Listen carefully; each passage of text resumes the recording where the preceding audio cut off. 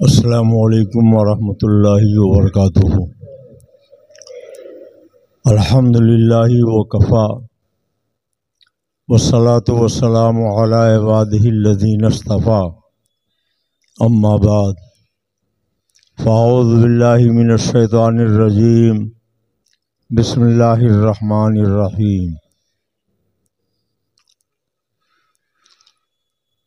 وما آتاکم الرسول فخذوہ وما نہاکم عنہ فانتہوا۔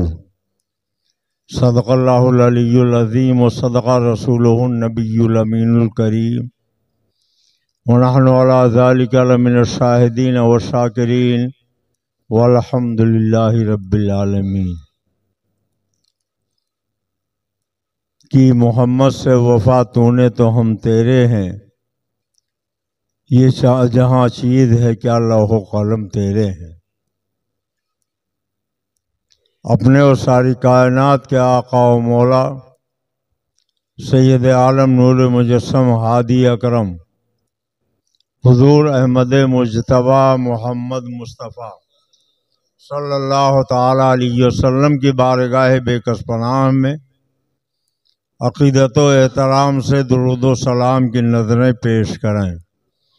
اللہم صلی علی سیدنا و نبینا و مولانا محمد معدن الجود والکرم وعلی آلہ وآلہ وسلم صلاۃ و سلام علیک یا رسول اللہ۔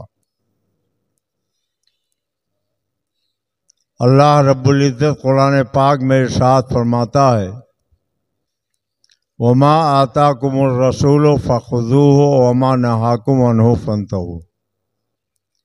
میرا نبی جو تمہیں دے اسے لے لو، اور جس سے منع فرمائے اس سے رک جاؤ۔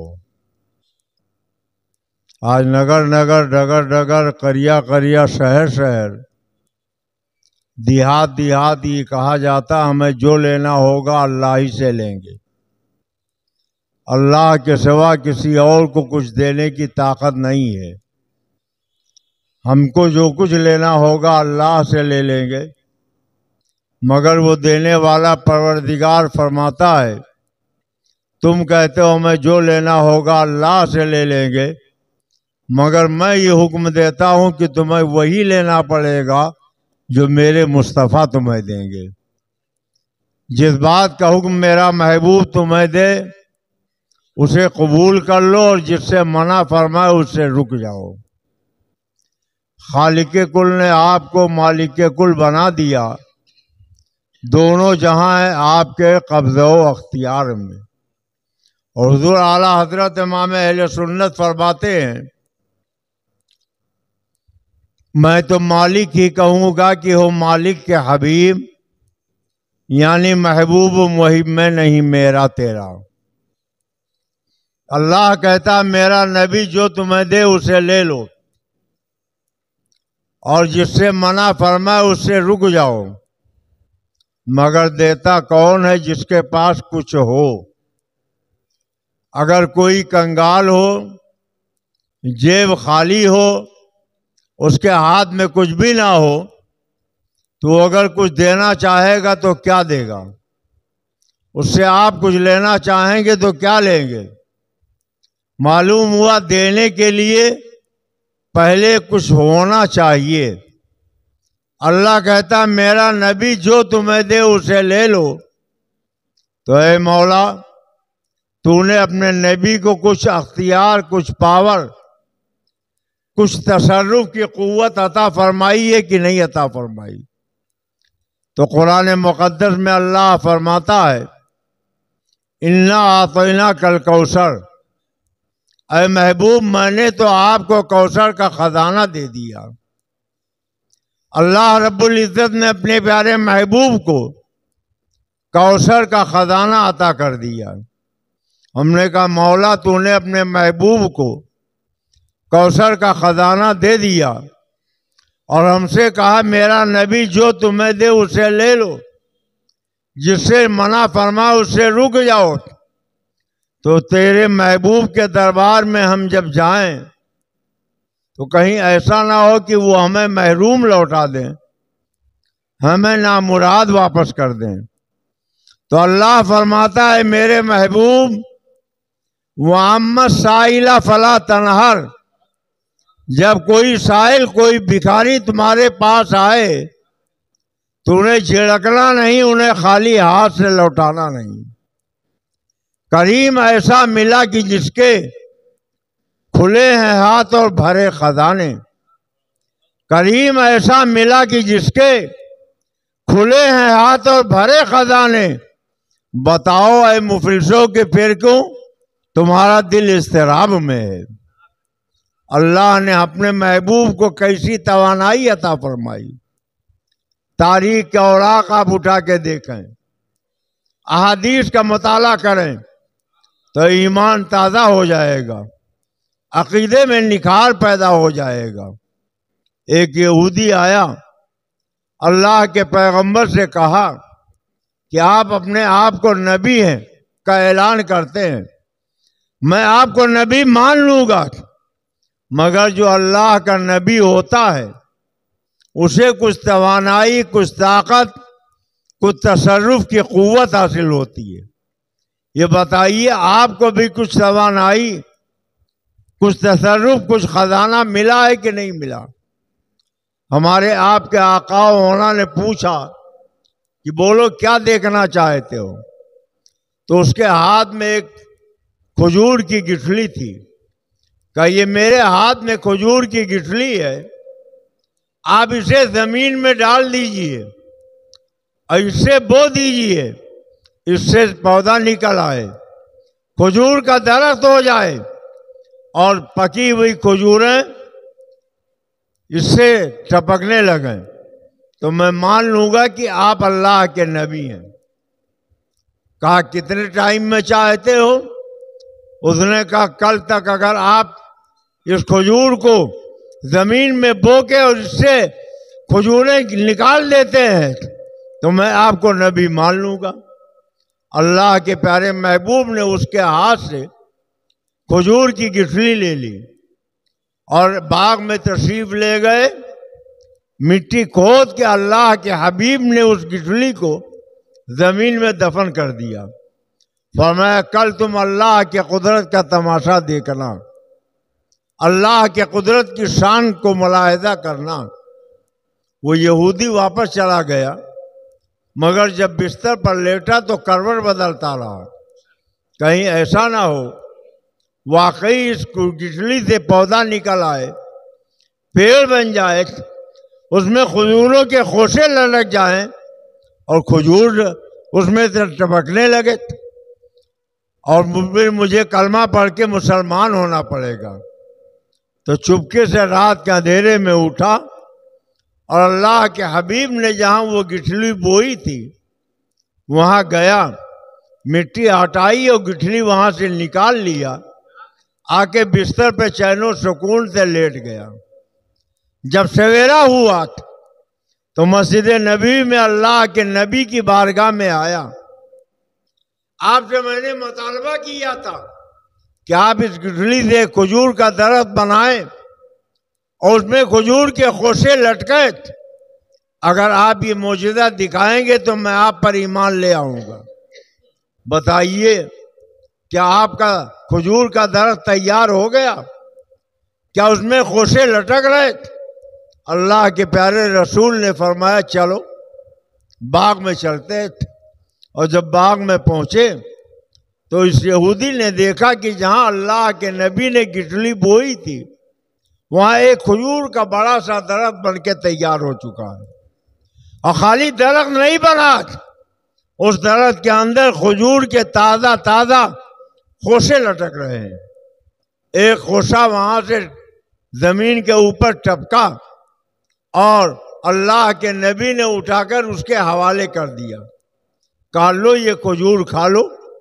یہودی نے کھجور منہ میں رکھی، کھایا، مگر اس میں گٹھلی نہیں تھی، تعجب میں پڑ گیا۔ اس نے کہا دنیا میں جتنی کھجوریں پائی جاتی ہیں ان کے اندر گٹھلی ہوتی ہے اور اس کھجور میں تو گٹھلی ہی نہیں ہے۔ تو اللہ کے نبی مسکرائے، وہ مسکرائے جان سی کلیوں میں پڑ گئی، یوں لب کشا ہوئے کہ گلستہ بنا دیا، دیکھنا چاہو پھول برسنا، آؤ دیکھو آپ کا ہنسنا، قابل تحسین عادت حسنا صلی اللہ علیہ وسلم، جس کی تشکی سے روتے ہوئے ہنس پڑے، اس تبسم کی عادت پہ لاکھوں سلام۔ میرے آقا مسکرائے اور فرمایا گٹلی تو رات میں تم اس زمین کے اندر سے نکال کر لے کے چلے گئے تھے، تو اس میں گٹلی کہاں سے رہے گی؟ آج صدیاں بیت گئی ہیں، 1400 سال سے زیادہ عرصہ گزر گیا ہے۔ مدینے کے سارے باغوں میں آپ جائیے، ہر کھجور کے اندر گٹلی ملے گی، مگر وہ پودا جو سرکار نے لگایا تھا، اس باغ کے اندر جتنے کھجور کے پیڑ ہیں، ان میں سے جتنی کھجوریں ٹپکتی ہے، اس میں کسی کھجور کے اندر گٹھلی نہیں ہوتی ہے۔ خالق کل نے آپ کو مالک کل بنا دیا، خالق کل نے آپ کو مالک کل بنا دیا، دونوں جہاں ہیں آپ کے قبضے و اختیار میں۔ اللہ کے پیارے حبیب نے مکے سے ہجرت کی، مدینہ تشریف لائے، مگر یہود و نصارہ اسلام کے دشمن سرکار کو طرح طرح سے ستانے کے لیے منصوبے بناتے رہتے تھے۔ اللہ کے پیارے نبی کو یہ معلوم ہوا کہ مکے کے دشمن مدینہ پر چڑھائی کرنا چاہتے ہیں، صحابہ کو بلایا، اور بخاری شریف میں ہے کہ سرکار نے فرمایا کہ مدینہ کے 3 طرف گہری خندق کھودو، اس میں لکڑیاں ڈال کر آگ جلا دو، ایک طرف سے خالی کھلا ہوا راستہ رکھو، تاکہ اگر دشمن کسی طرف سے آنا چاہے تو ایک راستے کے سوا کوئی راستہ نہ رہے، اور تمہاری تعداد کم ہے تم وہاں رہ کر اس کا مقابلہ کر لینا۔ بخاری شریف میں ہے اللہ کے پیارے رسول نے جب صحابہ سے کہا تو صحابہ مدینہ طیبہ کے 3 طرف خندق کھودنے لگے۔ ایسا نہیں کہ سرکار نے صحابہ کو حکم دیا ہو خود کھڑے رہیں، بلکہ سرکار نے تیرچا اٹھایا اور خود اللہ کے نبی نے بھی خندق کھودنا شروع کر دیا۔ صحابہ خندق کھود رہے ہیں، ایک بہت سخت پتھر کی چٹان نکلی، وہ کسی صورت سے ٹوٹ نہیں رہی تھی۔ صحابہ نے کہا سرکار یہ پتھر کی چٹان نہیں ٹوٹ رہی ہے۔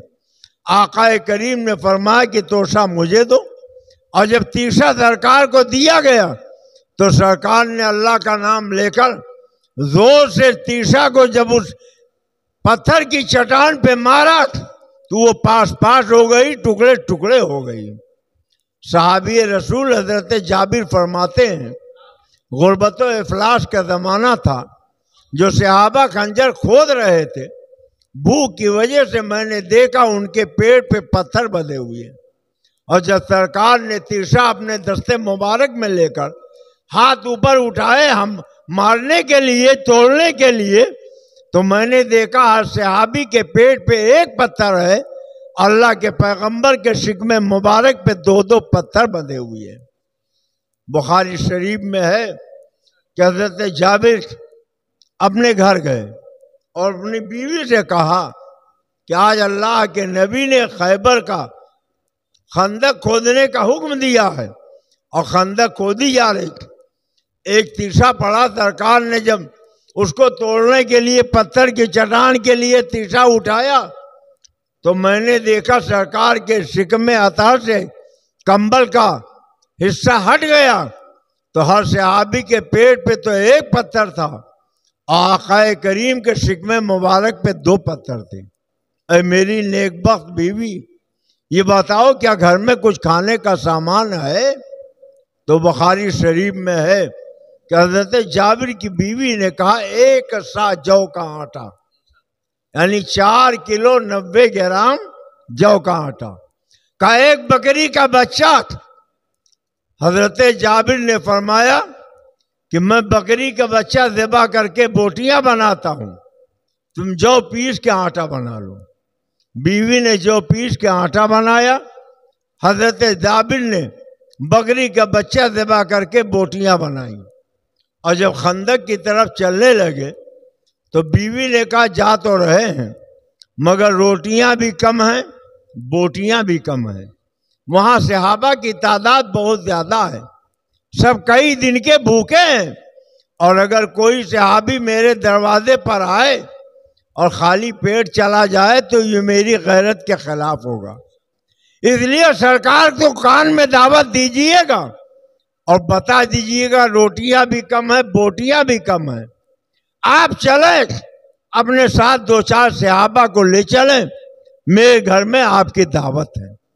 حضرت جابر گئے، اللہ کے رسول کے دربار میں کھڑے ہو گئے۔ یا رسول اللہ، 1 سا جو کا آٹا، 1 بکری کے بچے کی بوٹیاں، اور میری بیوی نے آپ کی دعوت کی ہے، آپ چلیں، بوٹیاں بھی کم ہیں، روٹیاں بھی کم ہیں، آپ چلیں، خود کھانا تناول فرما لیں اور 2-4 صحابہ کو لے چلیں۔ اللہ کے رسول نے جب یہ سنا تو اعلان فرمایا، اے خندق والو چلو، آج جابر کے گھر تمہاری دعوت ہے۔ اور بخاری شریف میں ہے کہ اس وقت خندق کی کھدائی میں جتنے صحابہ تھے ان کی تعداد 1000 تھی۔ 1000، یہ قصہ نہیں ہے، کہانی نہیں ہے، بخاری کی حدیث سنا رہا ہوں۔ 1000 کی تعداد، سرکار نے سب کو دعوت دے دی۔ اب آپ سوچئے کہ آپ کے گھر کھانے کا سامان کم ہو اور کھانے والے زیادہ آ جائیں تو آپ کا کیا حال ہوگا۔ آج کل کا زمانہ تو دوسرا ایسا زمانہ آ گیا کہ اگر گھر میں نہیں تو پڑوسی سے مانگ لیا یا کہیں مارکیٹ سے لے آئے، مگر وہ اس زمانے میں غربت و افلاس کا دورہ تھا۔ حضرت جابر نے جب دیکھا کہ سرکار خود بھی چل رہے ہیں، اپنے ساتھ 1000 صحابہ کو لے چل رہے ہیں، تو انہوں نے ارادہ کیا کہ جلدی سے دوڑ کے بیوی کو بتا دوں، وہ کچھ انتظام اور کر لے۔ مگر سرکار نے ان کا ہاتھ مضبوطی سے پکڑ لیا، کہا جابر ساتھ ساتھ چلو۔ اب سرکار جابر کا ہاتھ پکڑ کے چل رہے ہیں، صحابہ پیچھے پیچھے چل رہے ہیں، اور جب جابر کے گھر پہنچے تو اللہ کے نبی نے فرمایا، جابر جاؤ اپنی بیوی سے کہو پڑوس کی عورتوں کو بلا لیں اور وہ تنور سے روٹیاں نکالیں اور بوٹیوں کو ہانڈی میں چڑھا کر چولہے پہ رکھ دو۔ حضرت جابر نے جا کے بیوی سے کہا، ہانڈی چولہے پہ رکھ دی گئی، پڑوس کی عورتیں آ گئی، تنور سے روٹیاں نکالی جانے لگی۔ بیوی نے کہا، مگر غضب ہو گیا، روٹیاں بھی کم ہیں، بوٹیاں بھی زیادہ ہیں۔ میں نے آپ سے کہا تھا سرکار سے کہیے گا 2-4 صحابہ کو لائیں، اب اتنے لوگ آ گئے، دروازے سے بھوکے جائیں گے، میں کسی کو منہ دکھانے کے لائق نہ رہوں گا۔ حضرت جابر نے کہا، بیوی ارے سنو، میں نے اپنے آقا کو بتا دیا تھا بوٹیاں بھی کم ہیں، روٹیاں بھی کم ہیں، مگر سرکار نے دعوت دی تو نیک بخت خاتون نے کہا، جب آپ نے بتا دیا تھا تو اب آپ کو پریشان ہونے کی ضرورت نہیں ہے، جن کی دعوت آپ نے کی ہے انہیں آپ کھلائیے گا، اور جن کی دعوت سرکار نے کی ہے انہیں سرکار کھلائیں گے۔ اللہ کے پیغمبر نے فرمایا کہ دسترخوان بچھا دو، دسترخوان بچھا دیا گیا۔ آقا کریم نے فرمایا، جابر اندر جاؤ، روٹیاں لے کے آؤ۔ وہ اندر جا رہے تھے، روٹیاں لے کے آ رہے ہیں، کہا ہانڈی سے بوٹیاں لے کر آؤ، وہ بوٹیاں نکال کے لا رہے ہیں۔ اب 1000 صحابہ دسترخوان پہ بیٹھ گئے۔ حضرت جابر نے 4 کلو 90 گرام آٹے سے 1000 صحابہ کا پیٹ بھر دیا، 1 بکری کے بچے کی بوٹیوں سے سب آسودہ ہو گئے۔ حضرت جابر کہتے ہیں بخاری شریف میں کہ جب میں نے جا کے ہانڈی کھول کے دیکھا تو جتنی بوٹیاں پہلے تھی اب بھی موجود ہیں، اور جتنا آٹا پہلے تھا اب بھی موجود ہے۔ خالق کل نے آپ کو مالک کل بنا دیا، دونوں جہاں ہیں آپ کے قبضے و اختیار میں۔ مسلمانوں، ہمیں چاہیے ہم صحیح معنوں میں مومن بن جائیں، مسلمان بن جائیں، اس لیے کہ اللہ قادر و توانا ہے، اور اس نے جو ہمیں نبی دیا وہ بھی قادر و توانا ہے۔ اللہ جو چاہتا ہے وہ پورا فرماتا ہے، اس کی قدرت آپ دیکھیں، ایک سانپ ہے، جب تک زندہ رہتا ہے چیونٹی کو نگل جاتا ہے، لیکن وہی سانپ جب مر جاتا ہے تو چیونٹیاں اس کو اپنا لقمہ بنا لیتی ہیں. ایک پیڑ ہے، اس کی ٹہنیاں کاٹ کے ایک پیڑ کے ذریعے لاکھوں ماچس کی تیلیاں بنا دی جاتی ہیں، مگر جب وہی پیڑ سوکھ جاتا ہے تو ایک تیلی پورے جنگل کو جلا کے راکھ بنا دیتی ہے.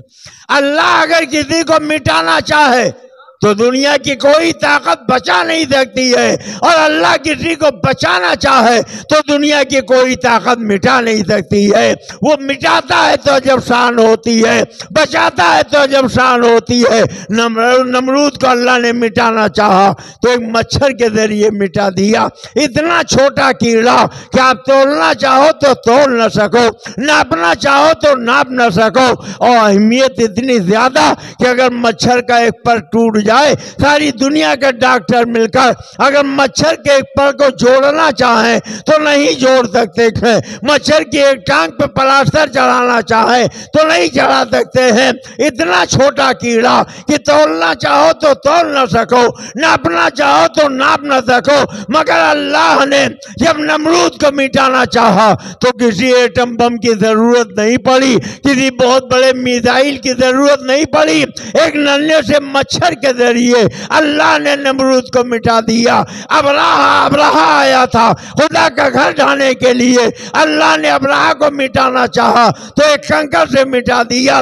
پتہ چلا وہ مٹاتا ہے تو جب شان ہوتی ہے، بچاتا ہے تو جب شان ہوتی ہے. نمرود کو مٹانا چاہا مچھر سے مٹا دیا، ابراہا کو مٹانا چاہا کنکر سے مٹا دیا، اور اپنے محبوب کو بچانا چاہا تو ہجرت کی رات مکری کے جالے سے بچا لیا، کبوتر کے انڈے سے بچا لیا. اس لیے تو اعلیٰ حضرت کہتے ہیں نہ ہو مایوس آتی ہے صدا گورے غریباں سے، نبی امت کا حامی ہے خدا بندوں کا والی ہے.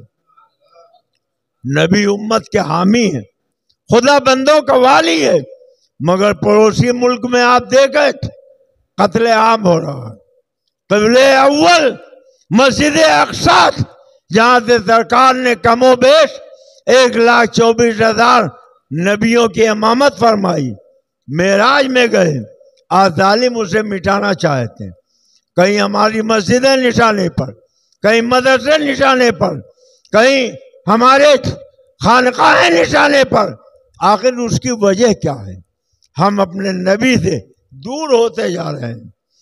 اقبال نے کہا تھا کہ محمد سے وفا تو نے تو ہم تیرے ہیں، یہ جہاں چیز ہے کیا لوح و قلم تیرے ہیں.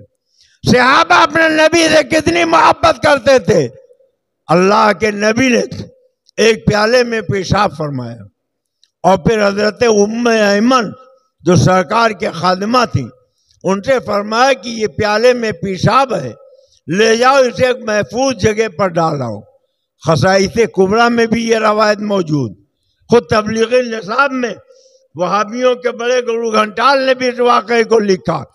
حضرت ام ایمن لے گئی اور واپس آئی. سرکار نے پوچھا تم نے کیا کیا؟ تو کہا میں نے پی لیا. سرکار نے فرمایا جاؤ زندگی بھر تمہارے پیٹ میں کبھی تکلیف نہیں ہوگی.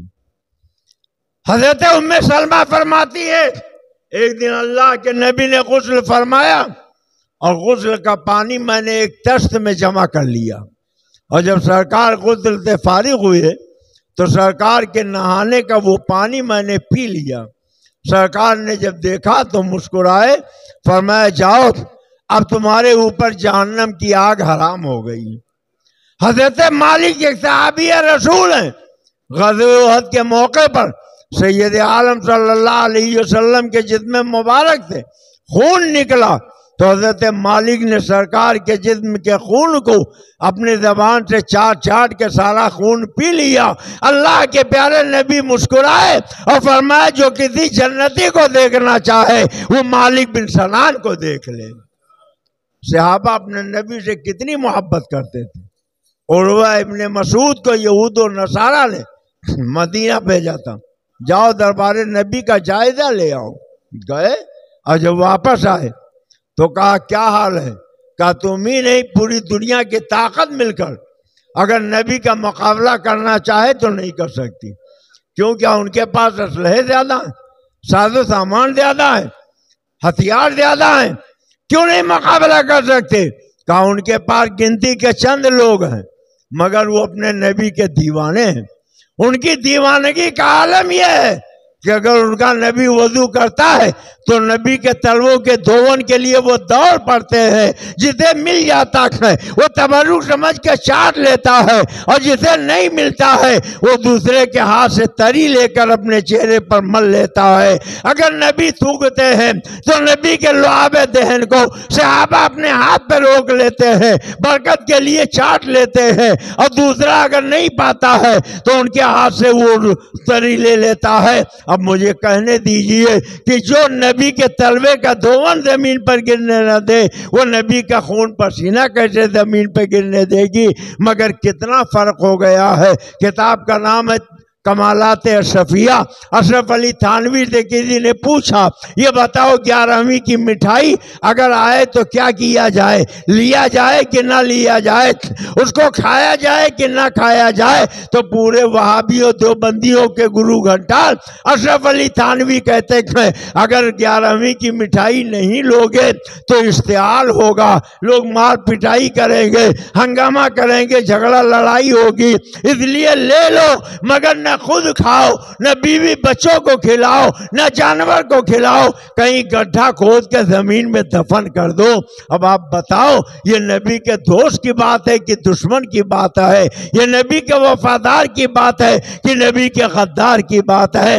آج بڑی سادگی کے ساتھ ہم یہ کہہ دیتے ہیں کہ صاحب ارے اس سے کیا ہوتا ہے اگر وہ سلام کھڑے ہو کے نہیں پڑھتے ہیں وہ نبی کے نام کا نعرہ نہیں لگاتے ہیں تو ہے تو کلمہ پڑھنے والے، ہے تو نماز پڑھنے والے. یاد رکھو آج دنیا کہتی ہے بریلی میں کفر کی مشین گڑی ہے، مگر حقیقت یہ ہے کفر کی مشین دیوبند میں گڑی ہوئی ہے. دیوبند سے کتاب چھپی ہے فتاوی رشیدیہ، رشید احمد گنگوہی نے اس کتاب کے اندر لکھا ہے کسی طریقے کا کوئی میلاد اور فاتحہ کرنا جائز نہیں ہے. امام حسین کی سبیل شربت پلانا، چندہ سبیل شربت میں دینا اور محرم میں دودھ پلانا حرام ہے. اور اسی فتاوی رشیدیہ میں دیوبند سے چھپی ہوئی کتاب میں لکھا ہے جو یہ عقیدہ رکھے کہ رسول اللہ ہماری آواز سنتے ہیں اور وہ یا رسول اللہ کہے وہ کافر ہو جائے گا، مشرک ہو جائے گا. اب آپ اندازہ لگاؤ کل تو صحابہ نبی کے تلووں کا دھون تبرک سمجھ کے چاٹ لیتے تھے، نبی کے لعاب دہن کو برکت کے لیے چہرے پر مل لیتے تھے. آج شرک و بدعت کے فتوے لگائے جاتے ہیں اور ہم ایسے نبی کے غداروں سے میل جول رکھتے ہیں، ان سے سلام و کلام رکھتے ہیں، ان کے ہاں کھانا پینا کھاتے ہیں، ان کے ہاں رشتہ ناتا کرتے ہیں. ایک دن آنے والا ہے اور خدا کی قسم ضرور آنے والا ہے کہ جب ہم مر جائیں گے ہماری آنکھیں بند ہو جائیں گی تو نہلایا جائے گا، کفن پہنایا جائے گا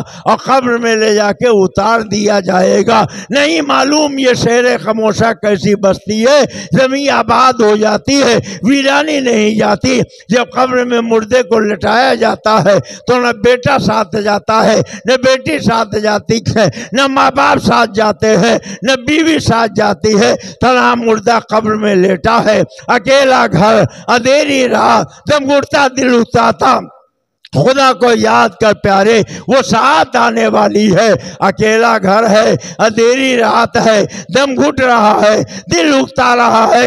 نکیرین کو دیکھا، خوف سے کلیجہ کانپ اٹھا. ماں کو پکارا کوئی جواب نہ ملا، باپ کو پکارا کوئی جواب نہ ملا، بیوی کو پکارا کوئی جواب نہ ملا، بہن بھائی کو پکارا کوئی جواب نہ ملا، دوست احباب کو پکارا کوئی جواب نہ ملا، رشتہ داروں کو پکارا کوئی جواب نہ ملا.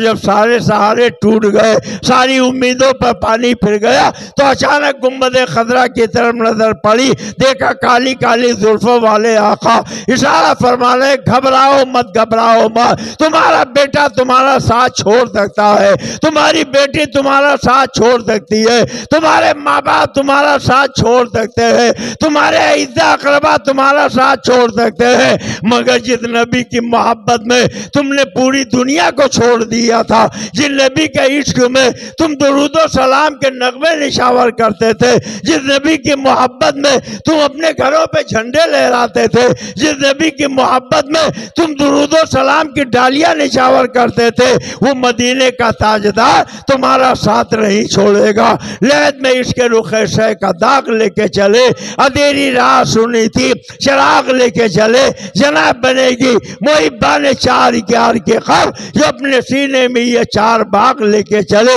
قبر میں لہرائیں گے تاج چشمے نور کے، جلوہ فرما ہوگی جب طلعت رسول اللہ کی، رکھنا لحد میں جس دم عزیزو پڑھ کے سنانا نام محمد، پڑھتی درود دوڑے گی حور، لاشا جو لے گا نام محمد، آنکھوں کا تارا نام محمد، دل کا اجالا نام محمد، اللہ والا دم میں بنا دے اللہ والا نام محمد، لاکھوں گلوں میں ہزاروں چمن میں گل ہزارہ نام محمد، اپنے رضا کے قربان جاؤ، اچھے رضا کے قربان جاؤ، پیارے رضا کے قربان جاؤ، احمد رضا کے قربان جاؤ، جس نے سکھایا نام محمد، اور پڑھتی درود دوڑے گی حور، لاشا جو لے گا نام محمد، اپنے جمیل رضوی کے دل میں آجا سما جا نام محمد۔ اگر دنیا کی پریشانیوں سے بچنا ہے تو دنیا کی کرسی والوں کو دیکھنا چھوڑ دو، دنیا کے اقتدار والوں کو دیکھنا چھوڑ دو، اپنے نبی سے سچی محبت کر لو۔ اگر نبی سے سچی محبت کرو گے تو وہ تمہارے لیے دنیا میں بھی مدد فرمائیں گے، قبر میں بھی مدد فرمائیں گے، میدان محشر میں بھی مدد فرمائیں گے۔ اللہ تعالی ہم اپنے نبی کی سچی محبت عطا فرمائے۔ السلام علیکم۔